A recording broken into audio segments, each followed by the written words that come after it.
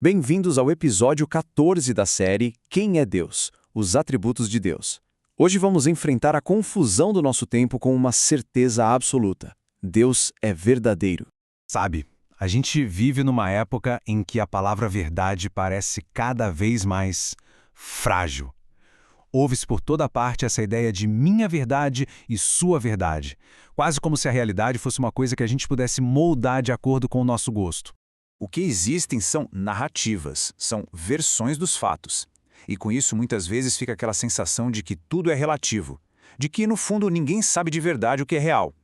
É um terreno bem movediço que acaba gerando muita insegurança.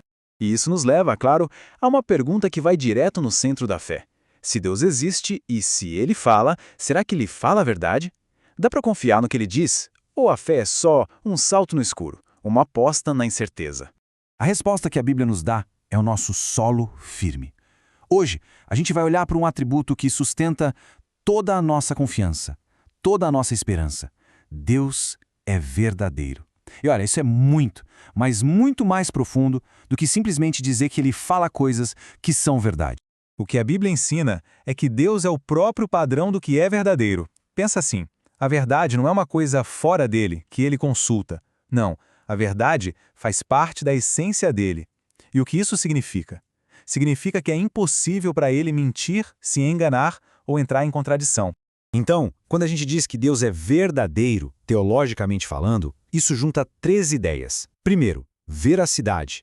Ele é o único Deus real, não uma invenção. É o Deus vivo e verdadeiro para quem a gente se converte, abandonando os ídolos. Segundo, confiabilidade. O que ele diz, o que ele promete é absolutamente seguro. E por último, coerência. As palavras e as ações dele estão sempre em perfeita harmonia.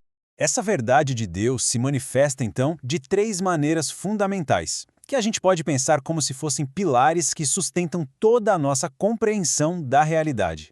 O primeiro pilar é que Ele é verdadeiro no seu ser. Ou seja, Ele é a própria realidade, o único Deus de verdade num mundo cheio de falsidades. O segundo é que Ele é verdadeiro na sua palavra, que acaba sendo a régua, a medida da realidade. E o terceiro pilar, Ele é verdadeiro nas suas obras, agindo sempre com total integridade, sem nenhuma duplicidade. A clareza da Bíblia sobre esse ponto é impressionante. Essa passagem de Números já estabelece um contraste fundamental. O caráter de Deus é completamente diferente da nossa falibilidade humana. Se Ele disse, Ele vai fazer. Mentir simplesmente não faz parte de quem Ele é. E não para por aí. A carta aos Hebreus vai ainda mais fundo, afirmando que é impossível que Deus minta. Percebe a força disso? Não é que ele escolhe não mentir. Mentir é contrário à própria natureza dele. O apóstolo Paulo diz a mesma coisa para Tito, falando da esperança que se baseia na promessa de Deus, que não pode mentir. É nessa impossibilidade que a nossa esperança encontra uma âncora, sabe? Uma âncora firme e segura. E isso nos leva direto para o pilar da revelação. Na sua oração, Jesus declara ao Pai, a tua palavra é a verdade. Como Deus é verdadeiro, a palavra dele, a Escritura, não é só um livro de conselhos legais. Ela é a lente confiável, a lente com autoridade pela qual a gente enxerga e interpreta a realidade. Mas a revelação da verdade não termina em um livro.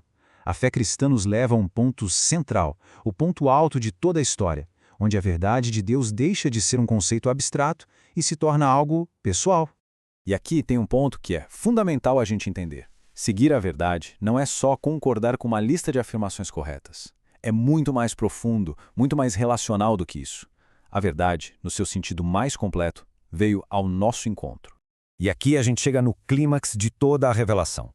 Jesus Cristo olha e declara, eu sou a verdade. Repare bem, ele não disse que mostra a verdade. Ele disse que é a verdade. Ele é a própria encarnação da verdade divina, a pessoa em quem toda a realidade de Deus se revela perfeitamente. Tá, mas e daí? Por que tudo isso importa no nosso dia a dia? Como é que esse atributo de Deus transforma a maneira como a gente vive? Vamos ver agora as implicações práticas disso tudo.